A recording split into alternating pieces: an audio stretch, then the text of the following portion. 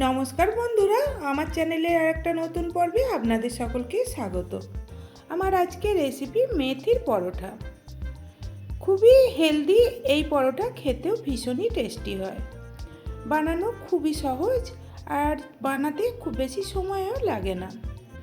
এই শীতের মৌসুমে মেথির পরোটা খেতে কিন্তু ভীষণই ভালো লাগে।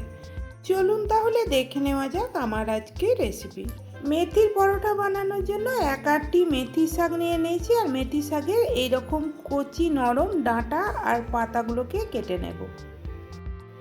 ডাঁটার যতটা অংশ সহজে চাপ দিলে ভেঙে যায় ততটাই কিন্তু নেবেন, শক্ত ডাঁটা মোটেই নেবেন না, কেননা শক্ত ডাঁটা দিলে পরোটাটা একেবারেই খেতে ভালো লাগবে না।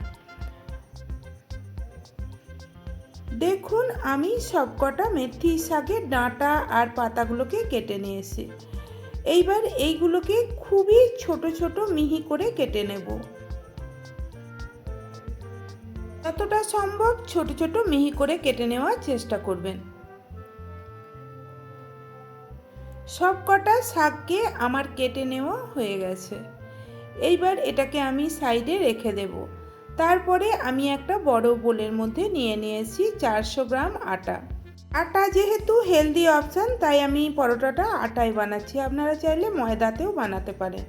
দিয়ে দিলাম হাফ চা চামচ লবণ আর অল্প একটু জোয়ানকে দু হাতের তালু দিয়ে একটু রগড়ে নিয়ে আমি আটার মধ্যে দিয়ে দিলাম। আর দিয়ে দিলাম হাফ চা চামচ লঙ্কা গুঁড়ো আর হাফ চা চামচ হলুদ গুঁড়ো। তারপরে শুকনো উপকরণগুলোকে আটার সঙ্গে ভালো করে মিশিয়ে নিলাম।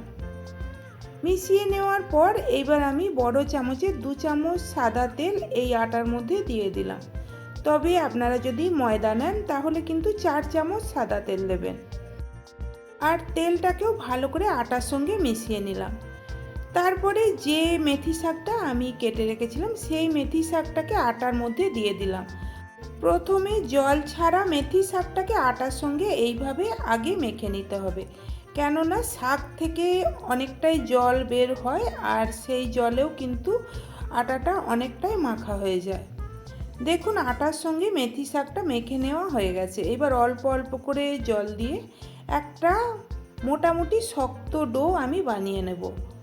এখানে আমি বলে রাখি, আটার ডোটা কিন্তু একেবারেই নরম করবেন না, কেননা মেথি শাক থেকে জল ছাড়তে শুরু হলে আবার আটাটা আরও পাতলা হয়ে যাবে। তাই মোটামুটি একটু শক্ত করেই আটাটা মাখার চেষ্টা করবেন।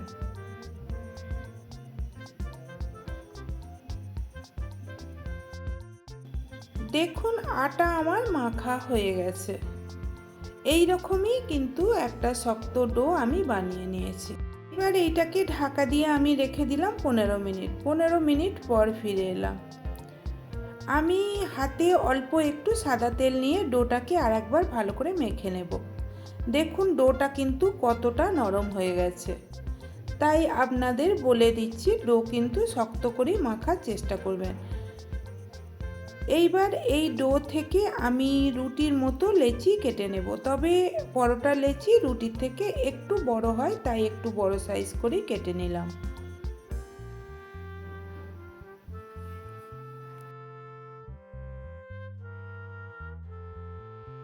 সব কটা লেচিকে কেটে নেওয়ার পর এইবার 2 হাতের তালু দিয়ে এই লেচিগুলোকে একটু গোল করে নেব। আর দেখুন, সব কটা লেচিকে গোল করে নেওয়া হয়ে গেছে। এইবার আমি পরোটাটা বেলে নেব। তার জন্য আমি একটু আটা নিয়ে নিলাম। আপনারা চাইলে তেল দিয়েও কিন্তু পরোটাটা বেলে নিতে পারেন। আর আমি গোল গোল করে পরোটাটা বেলে নিচ্ছি, আপনারা চাইলে ত্রিকোণ শেপেও পরোটাটা বেলে নিতে পারেন। আমার একটা পরোটা বেলে নেওয়া হয়ে গেছে। দেখুন, এইরকম মোটা করে আমি বেলে নিয়েছি। তারপরে পরোটাটা ভেজে নেব। তার জন্য গ্যাস অন করে আমি গ্যাসের উপরে একটা তাওয়া বসিয়ে দিয়েছি। তাওয়ার উপরে আমি পরোটাটা দিয়ে দিলাম। একটা সাইড একটু সেঁকা হয়ে গেলে পরোটাটাকে উল্টে দিলাম। আর উল্টে দেওয়ার পরেও অপর সাইডটাকেও একটু সেঁকে নেব। অপর সাইডটাকেও সেঁকে নেওয়ার পর আমি 1 চামচ তেল এই পরোটাটার মধ্যে দিয়ে দিলাম। এই পরোটা ভাজতে কিন্তু খুব বেশি তেল লাগে না, তাই খুব বেশি তেল দেওয়ারও প্রয়োজন নেই। আর তারপরে এইভাবে উল্টে পাল্টে পরোটাটাকে একটু ভালো করে ভেজে নেব। আমার পরোটা ভাজা হয়ে গেছে, এবার এটাকে আমি একটু রোল করে নিলাম। আপনারা চাইলে রোল নাও করতে পারেন, কোনো অসুবিধা নেই। আর আমি রোল করে নেওয়ার পর এটাকে তুলে নিলাম। এইভাবে আমি বাকি পরোটাগুলোও ভেজে নেব।